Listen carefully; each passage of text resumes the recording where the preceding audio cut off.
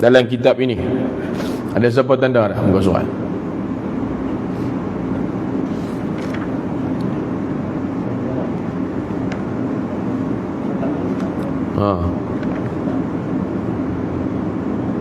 Baik.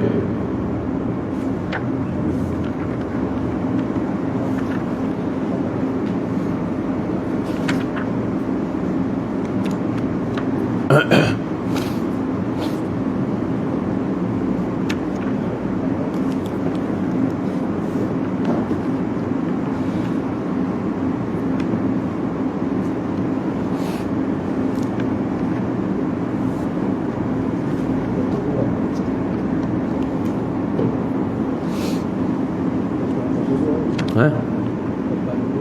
42 22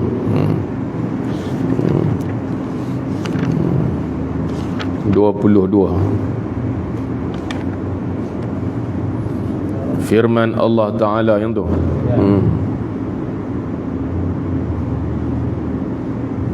Tiga.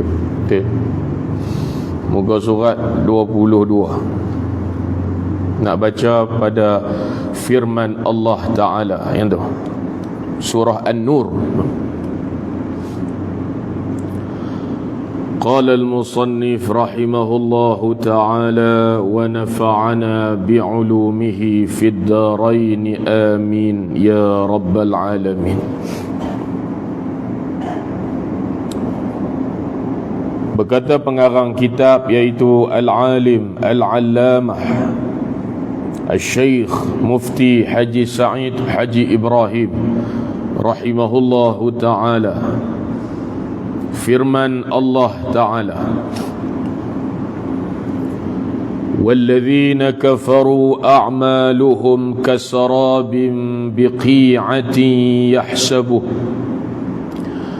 يحسبه الظمآن ماء حتى إذا جاءه لم يجده شيئا ووجد الله عنده فوفاه حسابه والله سريع الحساب. Surah An-Nur ayat 39, yang bermaksud dan orang-orang yang kafir, yakni orang-orang yang tidak beriman kepada Allah, amal-amal mereka adalah umpama riak sinaran panas di tanah rata yang disangka air oleh orang yang dahaga. Fata Morgana. Ini hijaz tau ni. Fata Morgana. Duduk kat padang pasir, daripada jauh nampak macam ayak, pergi dekat tak ada. Riak sinaran panas di tanah rata yang disangka air oleh orang yang dahaga. Lalu ia menuju ke arahnya, sehingga apabila ia datang ke tempat itu, tidak didapati sesuatu yang disangkanya itu. Demikianlah keadaan orang kafir, tidak mendapat faedah dari amalnya sebagaimana yang disangkanya, dan ia tetap mendapati hukum Allah di sisi amalnya. Lalu Allah menyempurnakan hitungan amalnya serta membalasnya, dan ingatlah Allah amat segera hitungan hisabnya. Surah An-Nur ayat 39 cerita pasal amal-amal orang kafir. Amal-amal orang kafir yang amalan itu tidak dikira di sisi Allah Azza wa Jalla, hanya penat semata-mata, tak dapat apa-apa. Seumpama disebut, perumpamaan yang disebut pada ayat ni seumpama fata morgana. di tengah padang pasir. Nampak daripada jauh macam ayak. Dia dahaga sangat, pi dekat. Rupa-rupanya hanya bayang-bayang saja. Itulah keadaannya. Amal-amal orang kafir yang tidak dihitung, tidak dikira di sisi Allah Azza wa Jalla.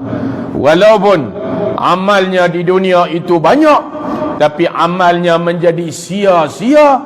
Apa sebab? Sebab selama mana dia hidup atas muka bumi Allah, akidah dia akidah yang rosak, akidah dia akidah yang batil, akidah dia akidah yang sesat. Maka amalan hak dia buat, tak kira lah banyak mana pun amalan yang dia buat, selama mana dia hidup atas muka bumi Allah, dalam keadaan dia buat amal, akidah dia tak betul, akidah dia salah, akidahnya batil, maka seluruh amalannya tertolak, tidak diterima di sisi Allah Jalla Jalaluh. Alangkah ruginya.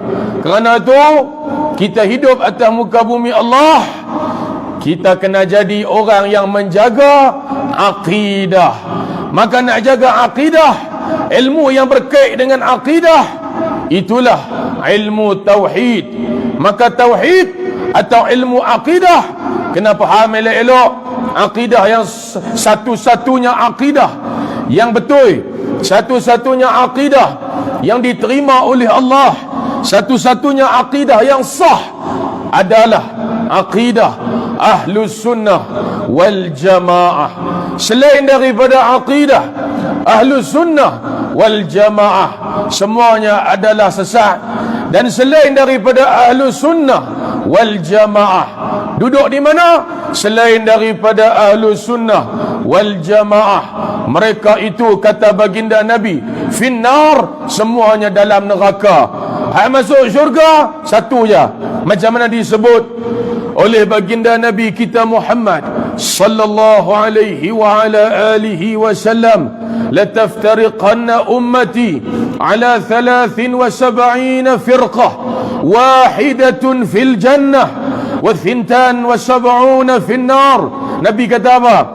Umat aku di akhir zaman, Nabi sebut umat aku akan berpecah kepada 73 puak, 73 kumpulan. Dalam satu riwayat disebut millah, dalam satu riwayat disebut firqah. Sama ya. Ada riwayat yang sebut millah, jalan. Ada riwayat sebut firqah, kumpulan. Ada 73 puak akhir zaman. Kata baginda Nabi, umat akhir zaman, umat Nabi berpecah kepada 73 puak. Kemudian Nabi sebut daripada 73, wahidah fil jannah, satu saja hak masuk syurga tu, satu ya. Hak lagi 72 pi ke mana?